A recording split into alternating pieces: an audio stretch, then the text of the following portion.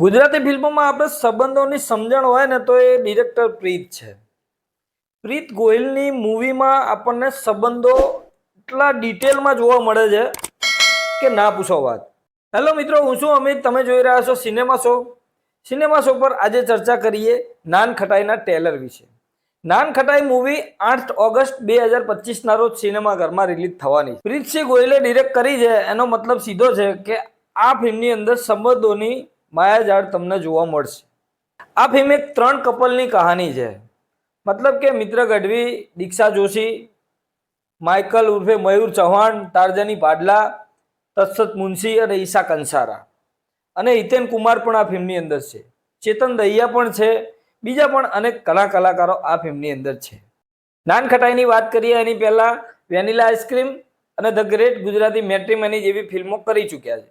અને એ ફિલ્મથી એ સાબિત એમને કરી દીધું છે કે કોઈ ખાલી ટાઈમપાસ માટે મૂવી બનાવવાવાળા નથી. એક સ્પષ્ટ મેસેજવાળી ફિલ્મ, એક સ્પષ્ટ રીતે દર્શકોને ટચ કરી જાય એવી ફિલ્મ, અને ખાસ કરીને એના જે સંવાદો હોય છે ફિલ્મની અંદર, એ ખાસ કહેવા માંગીશું કે ફિલ્મની અંદર જે વાર્તાલાપ સંવાદો લે છે એ બહુ જ આમ ટચ કરી જાય છે. આમ ગહેરા સંવાદો આ ફિલ્મમાં હોય છે. ફિલ્મનું રાઇટિંગ એટલું મજબૂત હોય છે. અત્યારે આ ટ્રેલરની વાત કરીએ ને તો એકદમ ડિટેલમાં આપણને જોવા મળે છે કે દરેક અલગ 3 કપલો છે. એમની દરેકની જિંદગીમાં અલગ પ્રોબ્લેમ છે, અલગ ખુશી છે. દરેકની લાઈફમાં ખુશી અને ગમ તો હોય જ છે, પણ એને પડદા પર અહીંયા કઈ રીતે બતાવે છે એ આપણને ટ્રેલર જોતા સમજાય છે. ટ્રેલર જોતા જ આપણને એવી વાઇબ આવે છે કે લાઈફ ઇન મેટ્રો કદાચ ફિલ્મ તમે જોઈ હશે, અને હમણાં મેટ્રો ઇન દિનો પણ આવી. એવો કંઈક નવો ટ્રાય આ ગુજરાતી ફિલ્મમાં થવા જઈ રહ્યો છે.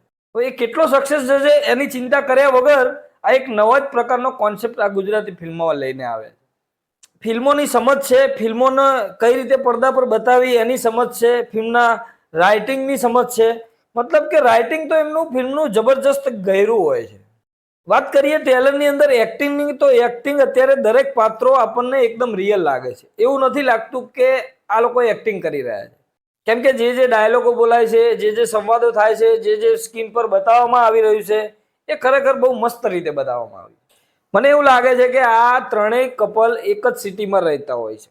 કેમ કે મને લોકેશન જોતા એવું લાગે છે કે અમદાવાદની કહાની છે. જોઈએ ફિલ્મમાં હવે કઈ છે. મેં કીધું ને પહેલા કે ડિટેલમાં બતાવવા વાળા છે. એકદમ આમ ઝીણવટ ભરી નાની વસ્તુઓ પર ધ્યાન રાખવામાં આવે છે. ફિલ્મની અંદર કોમેડી કદાચ તમને ઓછી જોવા મળી શકે છે, પણ ખરેખર ઇમોશન તમને આ ફિલ્મની અંદર જબરજસ્ત જોવા મળશે. સિનેમેટોગ્રાફી જબરજસ્ત છે, શાનદાર વર્ક છે, એના બેકગ્રાઉન્ડ મ્યુઝિક પણ જબરજસ્ત છે. સોંગ પણ ફિલ્મના સારા જ હશે.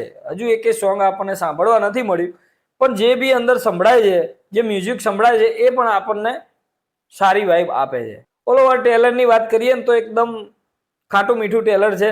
કેમ કે જિંદગીના ઘણા ખાટા મીઠા અવસરો પણ આ ફિલ્મની અંદર બતાવવામાં આવશે. તમે આ ટ્રેલર જોયું હોય તો તમને આ ટ્રેલર કેવું લાગ્યું છે એ મને કોમેન્ટ બોક્સમાં જરૂરથી કહી દેજો.